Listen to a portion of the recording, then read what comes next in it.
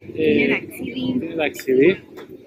Πέλενάκι και να πει. Ταξίδι, δεν ξέρω ακριβώς τι είναι ταξίδι, πάντως είναι πιο σημαντικό από τον προορισμό. Μάλιστα. Ποιος το είπε εδώ? Εγώ. Η Ελένη. Ναι. Να συμφωνήσω με τη σύζυγό μου που είναι φιλόλογος. Ότσο, σου εύχομαι ό,τι καλύτερο. Μακάρι να είμαστε μαζί σου. Και να έρθεις πίσω πιο Σοφός. σοφός, γεμάτος εμπειρίες, πιο πλούσιος, ψυχικά, πνευματικά. Ναι. Κάνει Μαρίνα με. Κάνει. Ναι, Μια ναι, ναι. χαρά.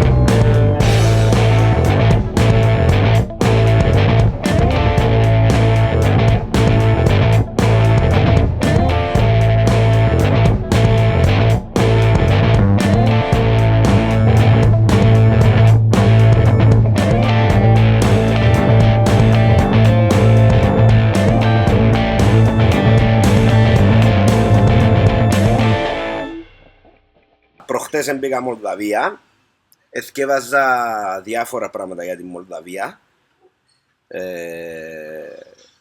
Για πολύ έτσι διαφθορά, ας πούμε, στα σύνορα. Εθκεύαζα παλαβές για ασφάλεια, ας πούμε, 20 ευρώ, 80 ευρώ, 100 ευρώ. Και ήταν λίγο μες στο νου μου ότι να μπω Μολδαβία για 7 μέρες, ας πούμε, γιατί είναι πολλά μικρά χώρα, δεν πρόκειται να δω 100 ευρώ για ασφάλεια. Τέλος πάντων, έφτασα για μέ και πήγα ερώτησα πόσα είναι η ασφάλεια. Φίλε, 4 ευρώ για 15 μέρες. Τίποτε ρε πελέ, 4 ευρώ για 15 μέρες. Και ούτε μου επήρε 2,5-3 ώρες όπως εγγράφαν οι άλλοι. Είχε κίνηση πολύ στα σύνορα. Αλλά ρε φίλε, επήρε μου περίπου 1,5 ώρα και ο actual έλεγχος που ήμουν για μέ ήταν 20 λεπτά.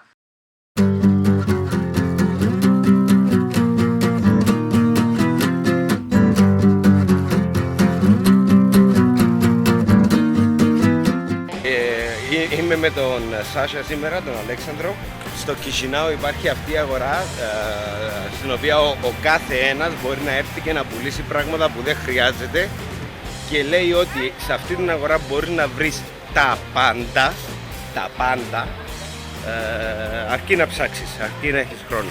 Αν λέμε τα πάντα εννοούμε τα πάντα. Τώρα υπάρχουν αμπερόμετρα, βολτόμετρα. This is the central market, yes? Ήρθαμε το Σάσια στην κεντρική αγορά του Κισινάου. Εδώ μπορεί να βρεις τα καλύτερα τοπικά φρέσκα προϊόντα και είναι και πάρφυμα.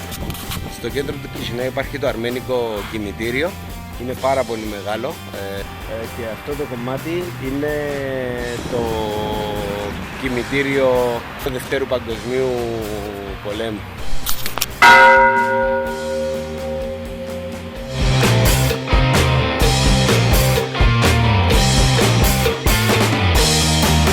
Εδώ υπάρχει μια φλόγα που πάντα καίει και είναι αφιερωμένη πάλι στα θύματα του Δευτέρου Παγκοσμίου Πολέμου.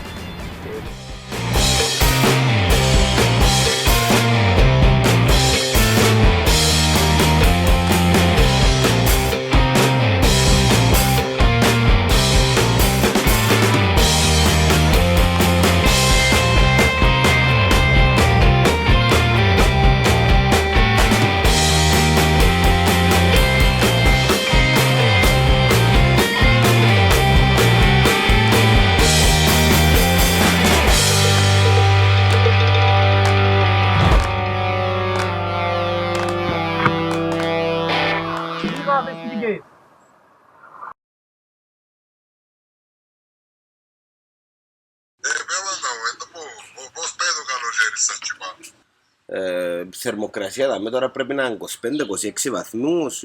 Γνωρίζω κόσμο κάθε μέρα, όλη μέρα ας πούμε είμαι με διαφορετικούς ανθρώπους. Γιατί βασικά το ταξίδι μου είναι να μπω ρε φίλε, είναι ο δρόμος και ο κόσμος. Μπορεί να θωρώ πράγματα ενδιαφέροντα ξέρω εγώ, αλλά τον δρόμο και τον κόσμο δεν τον αλλάσεις. Τούτον είναι το ταξίδι.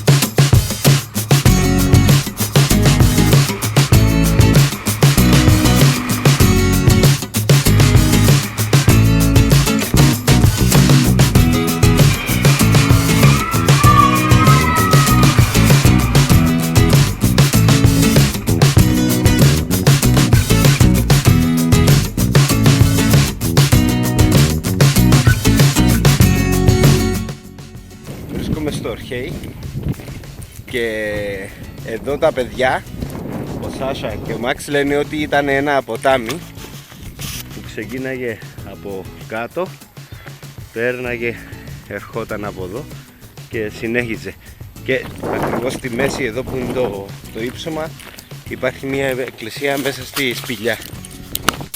Μπήκαμε στην εκκλησία, στη σπηλιά και ο γέροντας που μας έδειξε αυτό το χώρο και αυτά ήταν κάτι σαν δωμάτια.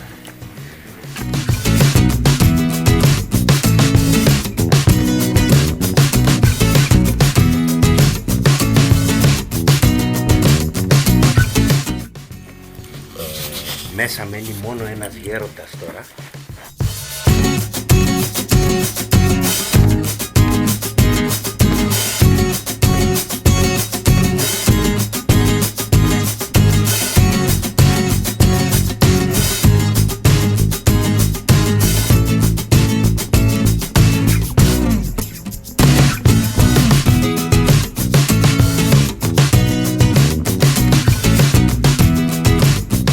Τα παιδιά με πήγανε στο Orhei και τώρα με φέρανε σε ένα παραδοσιακό εστιατόριο. Έχουμε φάει πλασίντα, μαμαλίγκα. Λοιπόν.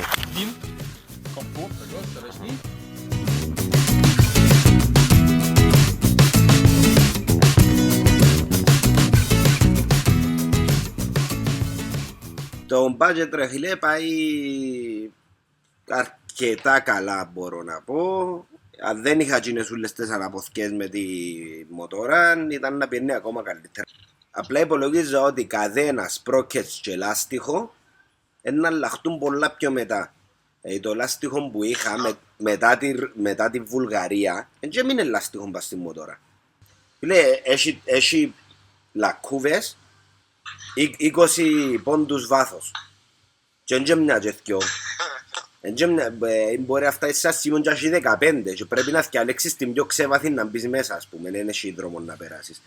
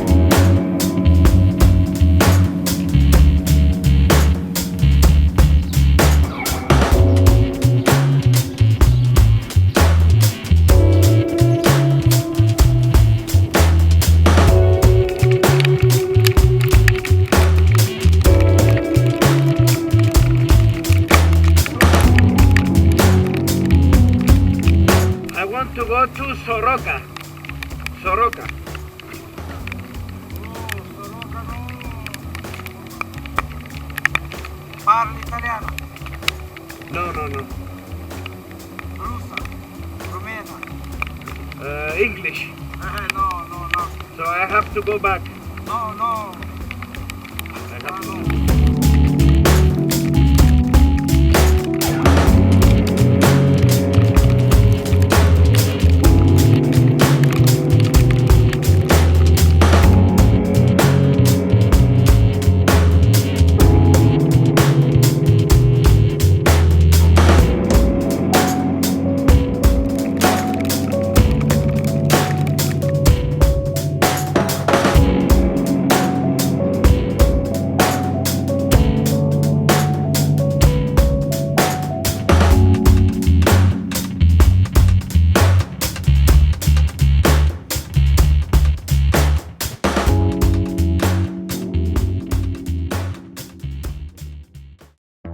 Εν τω μεταξύ μπαίνεις Μολδαβία μαλάκα και ας πούμε πέφτει η μασέλα σου.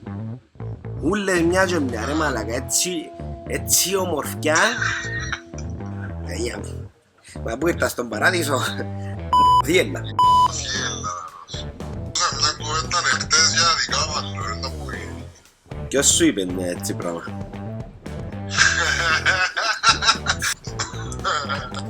Με βεριζέτη το γυρεύκουν με κοπέλες. Βασικά τραβώ βίντεο. Μα τώρα. Έχω το κομπιούτερ αναμμένο. Να με κάνεις διάσημο. Ας σε κάνω χέιμους.